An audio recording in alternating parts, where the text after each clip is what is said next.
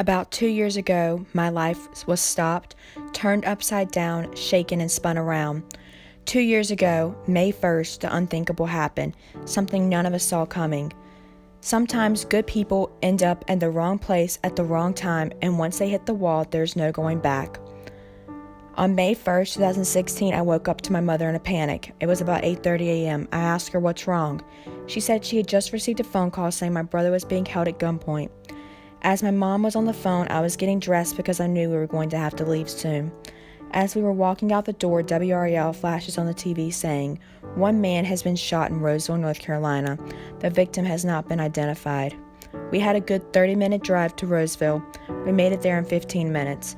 All we could do on the way was cry. I still to this day remember every detail of that very sad day.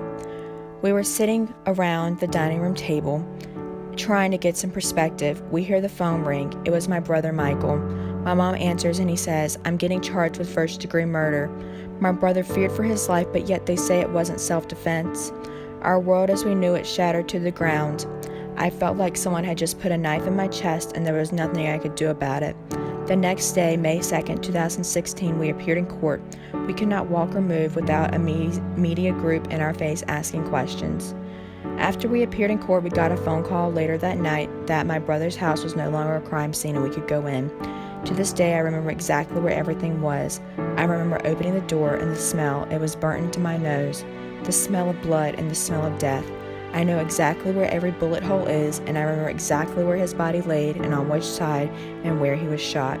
I stepped over that blood stain a million times and did not think twice. I remember it all, every detail. Today is January 1st, 2019. We have been to court and my brother accepted a plea deal of 23 years on November 13th, 2017.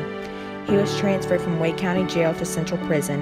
We paid a substantial amount of money for the best criminal defense attorney in Raleigh, one we thought had our case in his best interest. We thought wrong. We were lied to, talked down to, manipulated, and pushed to a breaking point.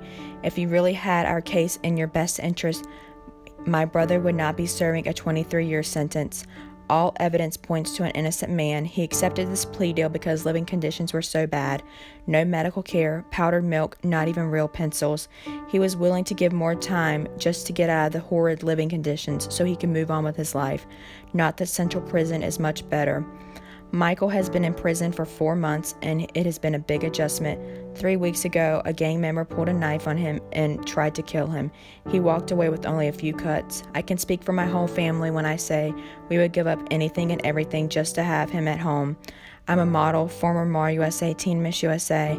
I have a very big social media platform reaching over 20K. I would give up all the fame, the praise, the opportunities just to see my brother walk a free man. We all know he's innocent, but we have such a corrupt justice system that nobody would take it seriously. Everything was swept under the rug. Nobody seemed to care about our case. It was the last thing on their list. While my brother sat in a jail cell to rot, he leaves behind a wife and 2 beautiful children, one the age of 3 and the other the age of 5. His son will be 28 and his daughter will be 26. Myself, I will be 40 years old. He will be 55. Life will have forever changed and nobody will be the same. We will have all grown up. He will miss his children growing up. His daughter will maybe be married by then, and he would not have been there to walk her down the aisle or see her on her first date. He was an outstanding citizen. He was a firefighter and risked his life almost every night to save others. He was the man you saw in church on Sunday mornings with his family. He was set up when he was at his lowest point. Someone manipulated him and used him to their advantage. Not a day goes by that we don't think about him. Also, it never gets easier. 1,000 words wouldn't bring you back because I know it, because I've tried. Neither would a million tears. I know because I've cried. No matter how long it's been, there are still times when it suddenly becomes hard to breathe.